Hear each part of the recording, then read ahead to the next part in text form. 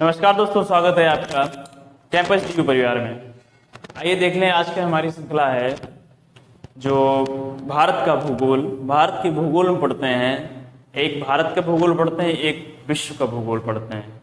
तो जो जीएस का सेक्शन है उसमें एक भूगोल का बहुत बड़ा रोल प्ले होता है, ठीक, ज्योग्राफी का, Indian geography and world geography. तो इसमें बात कर लेते हैं, इंडियन ज्योग्राफी का टॉपिक आज का हमारा है भारत का भौतिक विभाजन, जो फिजिकल डिवाइडेशन है, ठीक है, उसकी बात कर लेते हैं। भौतिक विभाजन में देख लेते हैं भारत का विस्तार, कैसे उत्तरी भारत का विस्तार यहाँ पर किया गया है। उत्तरी भारत का विस्तार डिवाइड कैसे करते हैं, ठीक, जो मिडिल लाइन खींची गई तुम्हारी भारत के बीचों बीच में कर्क रेखा गुजरती है, आपको नॉलेज होगा तो, ठीक, जो कर्क रेखा है ये भारत के बीचों बीच से गुजरती है। तो यहीं से डिवीजन या डिवाइड रेखा खींची गई। नीचे के भारत को दक्षिण भारत यानी साउदर्न इंडिया बोलते हैं, और ऊपर को उत्तर, और इधर कर्क रेखा जिधर मैंने लिखा है इधर हो जाएगा ईस्टर्न क्षेत्र यानी पूर्वोत्तर भारत, और इधर साउथ, ठीक है, और इधर साउथ हो जाएगा, ईस्ट वेस्ट इधर वेस्ट हो जाएगा, ठीक है। इसके बाद बात कर लेते हैं जो उत्तर भारत की हमारी श्रृंखला है, इसमें भौतिक विभाजन पर्वतों के आधार पर किया गया। क्यों? क्योंकि भारत का जो उत्तरी क्षेत्र है, मैदानी क्षेत्र दक्षिणी भारत का छोड़कर, या जो मध्य भारत है बीच का हिस्सा, ये मैदानी क्षेत्र है। उत्तर भारत के मैदान भी आते हैं, जो गंगा यमुना है, गोदावरी का है मैदान, ये मैदानी क्षेत्र आते हैं। इसके ऊपर आप जाएंगे तो पर्वतीय क्षेत्र मिलेगा। तो पर्वतीय के विस्तार नदियों के हिसाब से किया गया है। तो मैंने यहाँ पर समझाने का प्रयास किया गया, जो तुम्हारा माउंट एवरेस्ट है, देखा जाए इसका विस्तार यहाँ अफगानिस्तान से लेकर एक सबसे बड़ी संसार की छत पाई जाती है सबसे ऊपर, भारत की चोटी के ऊपर, इसको बोलते हैं पामीर ग्रंथि या पामीर का पठार, सबसे ऊपर पाई जाती है। तो इसमें एक श्रृंखला होती है जो हमारे पूरब में चली जाती है, इसको बोलते हैं कुन-लुन पर्वत, ठीक, और एक श्रृंखला हमारी अफगानिस्तान पाकिस्तान की ओर चली जाती है, ठीक है। तो इसे बोल देंगे, क्या बोलेंगे, सुलेमान पर्वत बोलेंगे इसे, जो पश्चिम में जाएगी इसे बोलते हैं सुलेमान। क्यों सुलेमान? कहाँ रहते हैं? पाकिस्तान में रहते हैं। और दूसरी श्रृंखला है हमारी तीर्थ श्रेणी, ठीक है। तो इन ग्रंथियों से ही विस्तार आपका किसका हुआ? हिमालय का हुआ है। हिमालय के विस्तार उत्तर और पूर्व में है। कैसे? पूरा आपका कहाँ है? यहाँ पर है, ठीक, ईस्टर्न जोन हिमालय अरुणाचल प्रदेश के क्षेत्र में है, ठीक है। तो यहाँ पर देख लेते हैं जो हिमालय के विस्तार ऊपर की ओर, जो तुम्हारा सिंधु नदी मैंने लिखा है, ये स्पेशली अगर देखा जाए जगह कौन सी है, तो जगह है जम्मू एंड कश्मीर।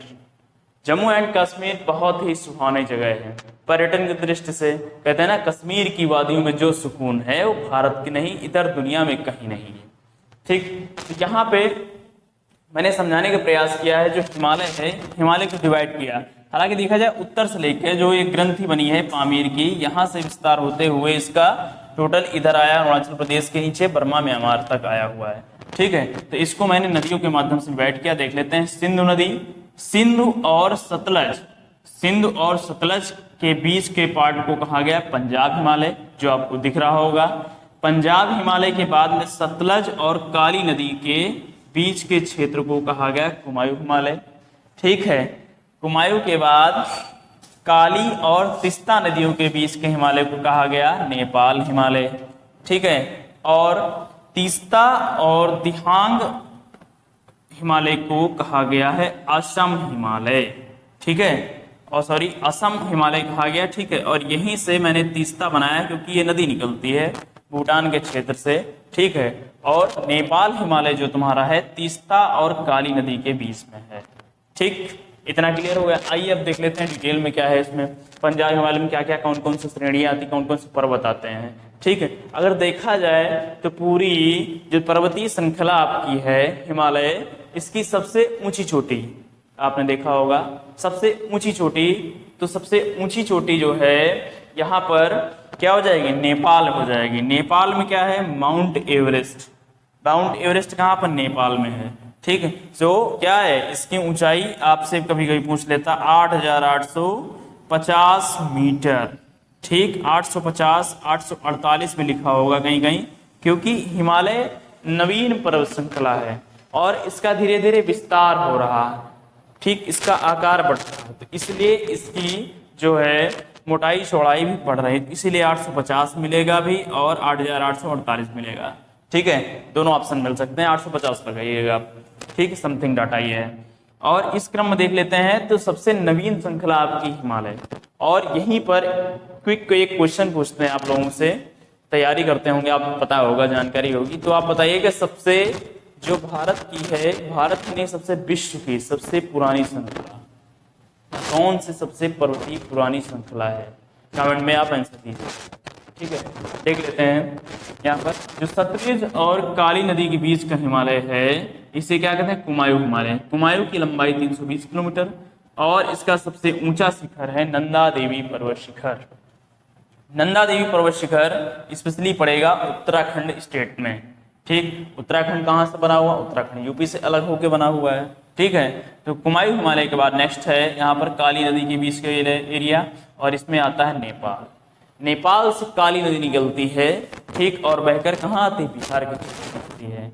जो प्रकृति की गोद में, क्वेश्चन आता है एक, हिमालय की गोद में या पर्वतीय के गोद में बसा कौन सा देश एकमात्र? तो नेपाल। नेपाल भूटान हालांकि दोनों हैं। ठीक है, तो नेपाल सबसे ज्यादा बड़ा है। तो नेपाल में देख लेते हैं माउंट एवरेस्ट पर्वत, कंचनजंगा, मकालू और मंशालू, ये पर्वत पाए जाते हैं। तो इनमें सबसे बड़ा अगर देखा जाए कौन? Mount Everest. और कंचनजंगा जो है इसकी लोकेशन आपको बताएं तो ये सिक्किम में पड़ता है। कहाँ पर है? सिक्किम में है कंचनजंगा। ठीक है, अगर भारत की बात किया जाए कि कौन सा भारतीय क्षेत्र में सबसे ऊंचा पर्वत? Mount Everest. ठीक, और बात की जाए इधर, अगर माउंट एवरेस्ट ना हो ऑप्शन में बात की जाए तो वहां पर लगाइएगा सबसे ऊंचा कंचनजंगा है, क्योंकि इसकी कंचनजंगा की ऊंचाई 8650 किलोमीटर है इसकी मीटर। ठीक है, और इसके बाद नेक्स्ट देखते हैं जो तीस्ता है, तीस्ता और इसके बीच में तिब्बत पड़ता है, ये तिब्बत का क्षेत्र है यहाँ पर। ठीक, ये पूरा एरिया तिब्बत का है, और तिब्बत से ही जो चेमा युंगडुंग ग्लेशियर है यहाँ पर, चेमा युंगडुंग ग्लेशियर, ठीक, चेमा युंगडुंग ग्लेशियर जो हमारी उत्तर भारत नदियां हैं इनका उद्गम ग्लेशियर ही है। ठीक, ये सबसे बड़ा ग्लेशियर चेमा युंगडुंग ग्लेशियर बहुत चर्चित, आपने देखा होगा। यहाँ से एक एरो इधर निकलती, 2 एरो उत्तर और एक सीधे सतलज में टच होती है। इसका मतलब ये है, आप समझिए, मोस्ट इंपॉर्टेंट फैक्ट आपको बता रहे हैं। ठीक, अभी बताएंगे पूर्वोत्तर का जो ब्रह्मपुत्र नदी मैंने छोड़ रखा है, दिहांग छोड़ रखा है, इसके बारे में डिटेल आपको चर्चा करेंगे। पहले ये देख लेते हैं चेमा युंगडुंग ग्लेशियर का रोल ये है क्योंकि यहाँ से 3 प्रमुख नदियों का उद्गम होता है। कौन कौन सी नदियां? नंबर 1 ब्रह्मपुत्र रिवर, ठीक, जो पूर्वोत्तर के एरिया में बहती हुई बंगाल की खाड़ी में गिरती है। दूसरी नदियां जो ब्रह्मपुत्र नदी है वो स्पेशल पूरब की ओर बहकर आती है, क्योंकि उसका स्लोप पूरब की ओर मिलता है। नदी नाले झरने आपने देखा होगा, ठीक, जिधर स्लोप मिलेगा ढाल होगी उधर ही बह के जाएंगी। ठीक है, और जो ये नदियां हैं दो, सतलज और सिंधु नदी, ये ऊपर सिंधु नदी है। ठीक, 2 नदियां जाती है, एक ये सिंधु नदी जो ये क्षेत्र भारत का काट कर मात्र लगभग 200 या 300 किलोमीटर का एरिया टच करती हुई ये पाकिस्तान में निकल जाती है, सिंधु नदी। ठीक, और सतलज नदी से ये पंजाब राज्य होकर बह जाती है। मेरा समझाने क्वेश्चन ये था कि जो चेमा युंगडुंग ग्लेशियर है तिब्बत के क्षेत्र में, यहाँ से 3 नदियों का उद्गम हुआ। पहली ब्रह्मपुत्र नदी जो उत्तर की ओर जाती है, पूरब की ओर। दूसरी जो पश्चिम की ओर जाती हैं, इन नदियों में सिंधु और सतलज, ये मेरा टारगेट था। कौन सी नदियां जो इधर पश्चिम की ओर जाती हैं? तो ये सिंधु और सतलज नदियां जो कहाँ जाती हैं? ये पाकिस्तान के पंजाब होते हैं, पाकिस्तान के प्रांत में जाती हैं। ठीक है, तो यहाँ पर बात कर लेते हैं जो ये हमारी नदी बहकर आई है कौन सी? पूरब में चेमा युंगडुंग ग्लेशियर से निकलकर नदी निकलती है तुम्हारी ब्रह्मपुत्र रिवर। ठीक है, तो ये नदी यहाँ से दिहांग गार्ज, यहाँ पर गार्ज मीन्स होता है दिहांग गार्ज यानी गड्ढा, तो इसको गार्ज बोलते हैं। ठीक, दिहांग गार्ज क्वेश्चन आएगा, कहाँ पड़ता है? तो अरुणाचल प्रदेश में। दिहांग गार्ज से इंटर करती है अरुणाचल प्रदेश में, तो इसीलिए यहाँ पर इसका नाम है दिहांग नदी। ठीक, और इसकी एक सहायक प्रमुख नदी दिबांग नदी, लोहित नदी, ठीक, ये सारी नदियां ब्रह्मपुत्र की सहायक नदियां हैं। ठीक है, तो ये इधर से एंट्री करती है और यहाँ पर कार्बी एंगलोंग पर्वत के किनारे किनारे बहते हुए असम के क्षेत्र में मिलती हुई और यहाँ पर अपना जल गिराती है। कहाँ पर? बंगाल की खाड़ी में। ठीक है, तो असम के क्षेत्र में, जो असम के क्षेत्र में सबसे इंपॉर्टेंट फैक्ट ये है, धान का कटोरा भी बोलते हैं। बंगाल और असम के क्षेत्र में सबसे ज्यादा धान यानी चावल की पैदावार ज्यादा होती है, क्योंकि पानी जहां बहुतायत होगा तो चावल की पैदावार वहीं पर सबसे अधिक सर्वाधिक होगी। तो असम में ही पाया जाता है माजुली नदी द्वीप, जो विश्व का सबसे बड़ा माजुली नदी द्वीप है।